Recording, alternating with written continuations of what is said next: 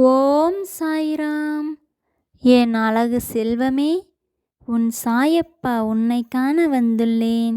சற்று நான் கூறுவதை கேட்டுவிட்டு செல். இரும்பு போன்ற திடமான மனமுடைய என் செல்வமே, எதற்காக கவலை கொள்கிறாய்? நீ இத்தனை நாட்கள் திடமாக இருந்ததால்தான் உனக்கான பரிசு உன்னை வந்து சேரப்போகிறது. நீ இவ்வளவு நாட்கள் காத்திருந்ததற்கான பலனை நீ விரைவில் அடையப் போகிறாய். இன்னும் சற்று நாட்கள் மட்டுமே பொறுமையாக காத்திரு. நீ நினைத்தது அனைத்தும் நிச்சயம் நன்மையாகவே நடக்கும். உன் வேண்டுதல்கள் அனைத்தும் பலிக்கும் காலம் வந்துவிட்டது.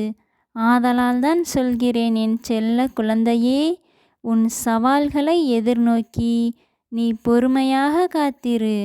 உனக்கு அனைத்தும் இனி நல்லதாகவே நடக்கும். என் குழந்தைக்கு எப்போது எதை தர வேண்டுமென்று இந்த சாயப்பாவிற்கு தெரியாதா என்ன? சொல் என் செல்வமே. நீ பட்ட கஷ்டங்களை உன் சாயப்பா பார்த்து கொண்டுதான் இருக்கிறேன். உன் கர்ம வினைகளினால் வந்த பலன்கள்தான் அவை. அந்த கர்மாக்களோடு தான் உன் சாயப்பா தினமும் போராடி கொண்டிருக்கின்றேன்.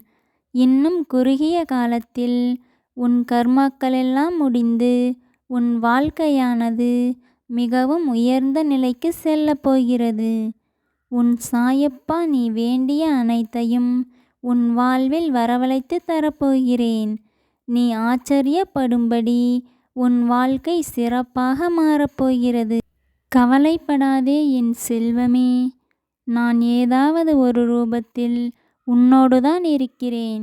இன்னும் சற்று காலத்தில் அதை உனக்கு உணர்த்தவும் செய்வேன். நீ எந்த செயலை செய்தாலும் உன் சாயப்பா உன்னுடனே இருப்பதாக நினைத்து நீ அந்த செயலை நன்றாக தொடங்கு. நிச்சயம் அது நல்லதாகவே நடக்கும். இது உன் சாயப்பாவின் உண்மையான சொற்கள். ஜெய் சாயிராம்.